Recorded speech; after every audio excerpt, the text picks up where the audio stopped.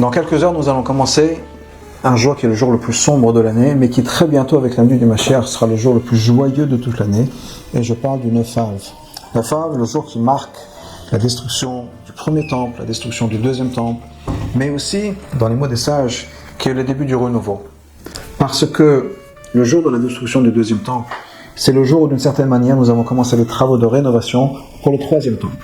Le Midrash dit que c'est le jour où Mashiach est né. Pas nécessairement la personne de Mashiach, parce que ça fait quand même quelques temps, mais la possibilité que Mashiach vienne, la possibilité d'avoir le troisième temple, eh bien c'est né le 9 Av. Parce que c'est dans la destruction que souvent on a l'opportunité de reconstruire. D'ailleurs, chaque personne dans sa vie peut réfléchir à un moment difficile, un moment où on s'est posé des questions profondes, un moment où on a dû voir peut-être le monde autour de nous qui s'effondrait, et en même temps, c'est devenu l'opportunité d'un renouveau, de reconstruire, de rebâtir quelque chose. Et c'est ça que Tisha B'Av représente, le début de cette libération que nous avons dans notre vie personnelle et la vie du peuple juif à travers le monde. Donc le Tisha B'Av, le 9 Av, même si pour l'instant c'est un moment difficile à vivre, c'est le moment où la graine du renouveau a été plantée et que ce renouveau soit vécu. Ce Tisha B'Av déjà avec la venue du Mashiach et la construction du troisième Beth Amikdash. Mais entre-temps, il y a quelques lois à suivre.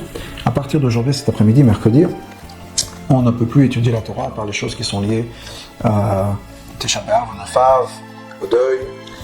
Et ensuite, dans l'après-midi, après la prière de Mincha, avant le début du jeûne, le jeûne commence à 20h10, on mangera un dernier repas. Beaucoup ont la coutume de manger un pain rond, un bagel ou autre, car le rond représente le deuil aussi, ça représente le renouveau, et un œuf dur qu'on va tremper dans la cendre, ainsi que le pain, et on mangera ce repas sur une chaise basse pour marquer le deuil.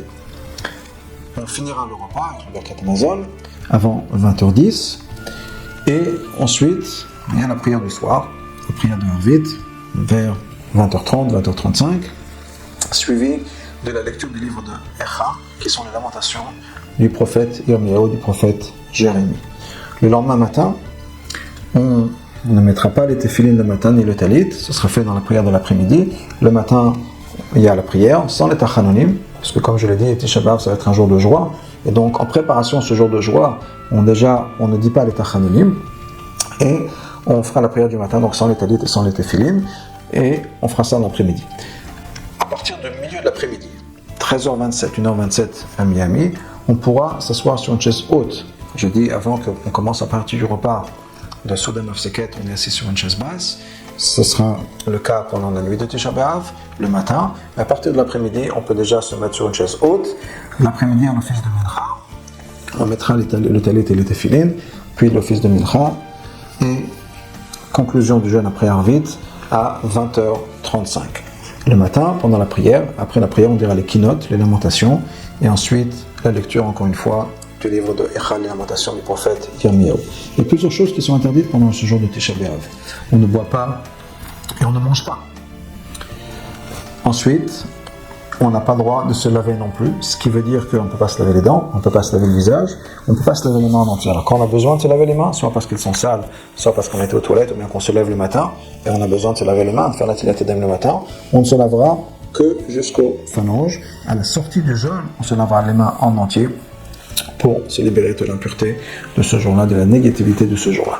Donc, on ne mange pas, on ne boit pas, on ne peut pas se laver, pas se doucher, pas se laver, on ne portera pas de chaussures en cuir. Et d'ailleurs, dans les bénédictions du matin, qu'on va dire jeudi matin, il y a une des bénédictions qu'on dit dans Birkat HaShachar, les bénédictions du matin, qui sont pour remercier Hachem pour l'avoir des chaussures. Chassali, kol sorki, qu'Hachem m'a donné tous mes besoins. Cette bénédiction ne sera pas faite car on ne porte pas de chaussures en cuir le jour de Tisha B'Av. Donc je répète, on ne boit pas, on ne mange pas, on ne se lave pas de chaussures en cuir. Et la dernière chose qu'on ne peut pas faire, c'est d'avoir des relations intimes entre mari et femme pendant le jour de Tisha B'Av.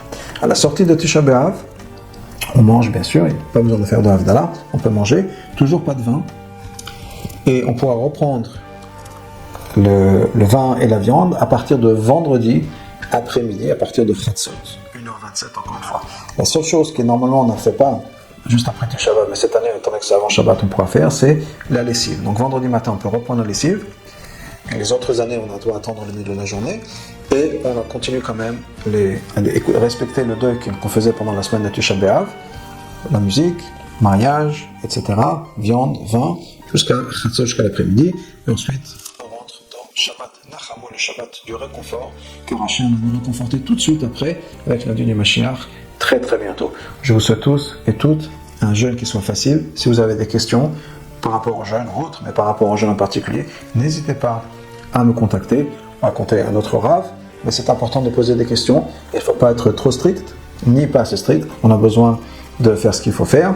Pas besoin de jeûner si on n'est pas censé jeûner, ou de choses comme ça. De l'autre côté, si on a besoin de jeûner, il faut le faire.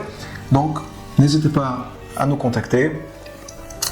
Et encore une fois, un très très bon jeûne, soit un jeûne qui soit facile, qui soit rempli de sens, et Shabbat Shalom.